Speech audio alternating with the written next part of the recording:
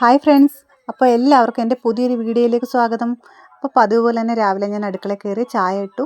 അതിനുശേഷം ഇന്നലത്തെ സാമ്പാർ ഉണ്ടായിരുന്നു കേട്ടോ. രാത്രി ഞാൻ സാമ്പാർ വെച്ചിരുന്നു, അതൊന്ന് ചൂടാക്കി. അതിനുശേഷം ഞാൻ ഇന്ന് ഇഡ്ഡലിയാണ് ഉണ്ടാക്കുന്നത്. അപ്പോൾ ദാ ഇഡ്ഡലിക്കുള്ള മാവെല്ലാം കോരി വെച്ചു. 2 തട്ടിലായിട്ട് ഇഡ്ഡലി അടുപ്പത്ത് വെച്ചു. പിന്നെ ചായ ഒഴിച്ചു കേട്ടോ. ഇവിടെ ഞങ്ങൾക്ക് ആർക്കും ചൂട് വേണ്ട. ഇവിടുത്തെ ചേട്ടനൊഴിച്ച് ബാക്കി എല്ലാവർക്കും ചായ ആറ്റിയിട്ടാണ് കേട്ടോ ഇഷ്ടം. അതുകൊണ്ട് ചായ നന്നായിട്ട് ആറ്റി. അപ്പോൾ രാവിലത്തേടം ചായയും കഴിഞ്ഞു. പിന്നെ ഞാൻ നോക്കുമ്പോൾ ഇന്നലെ തന്നെ രാത്രി തന്നെ ഞാൻ കുറച്ച് മീൻകറി വെച്ചിട്ടുണ്ടായിരുന്നു കേട്ടോ.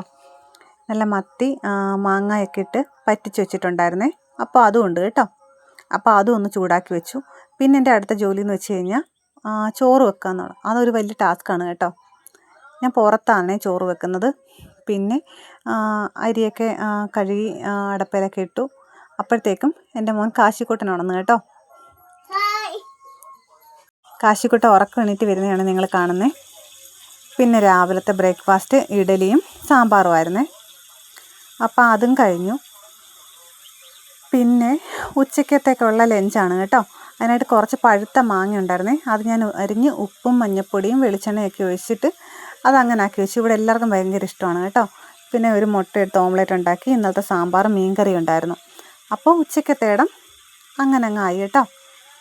പിന്നെ ഞാൻ ഉച്ചയ്ക്ക് ഇന്ന് കാശിക്ക് ചോറ് വേണ്ടാന്ന് പറഞ്ഞുകൊണ്ട് അവനും മുട്ടയപ്പമാണ് കൊടുത്തത്. ഞങ്ങളിവിടെ മുട്ടയപ്പം എന്ന് പറയും കേട്ടോ, മുട്ട പൊരിച്ചതിന്. കാശിക്കുട്ടിന് ഭയങ്കര ഇഷ്ടമാണ് മുട്ടയപ്പം. അടുത്ത എൻ്റെ മോള്, അവൾ ചോറ് കഴിക്കുവാണ് കേട്ടോ.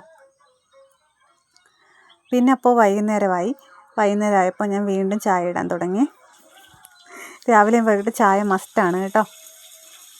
അപ്പോൾ അതാ ചായ റെഡി ആയിരിക്കുന്നു. നല്ല വെയിലാണ് കേട്ടോ. വൈകുന്നേരം ഒരു 3 മണിയായി. പക്ഷെ എന്നാലും വെയിലിന് ഭയങ്കര ചൂടാണേ. ഇവിടെ ഇരിക്കാൻ നല്ല രസമാണ് കേട്ടോ ഞങ്ങളുടെ തിണ്ണയ്ക്ക്. കാരണം വെച്ചാൽ നല്ല നമുക്ക് വെയിലും കിളികളെയൊക്കെ കണ്ടിങ്ങനെ ഇരിക്കാം.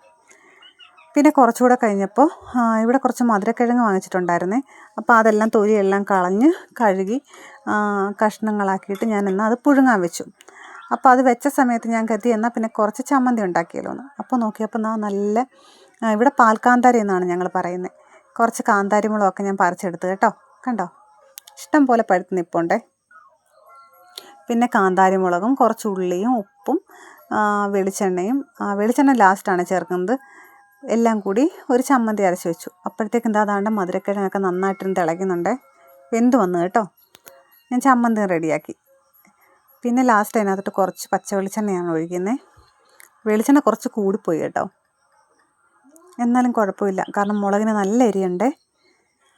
എൻ്റെ മധുരക്കിഴങ്ങും കുറച്ച് വെന്ത് പോയിട്ടുണ്ട്. പക്ഷെ എന്നാലും കുഴപ്പമില്ല കേട്ടോ, നല്ല ടേസ്റ്റായിരുന്നു. അപ്പോൾ അതും കഴിഞ്ഞു.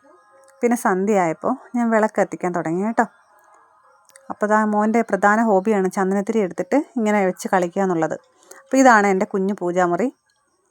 അപ്പോഴത്തേക്ക് നേരെ ഏകദേശം ഇരുട്ടി വരുന്നതേ ഉള്ളായിരുന്നേ. കണ്ടോ,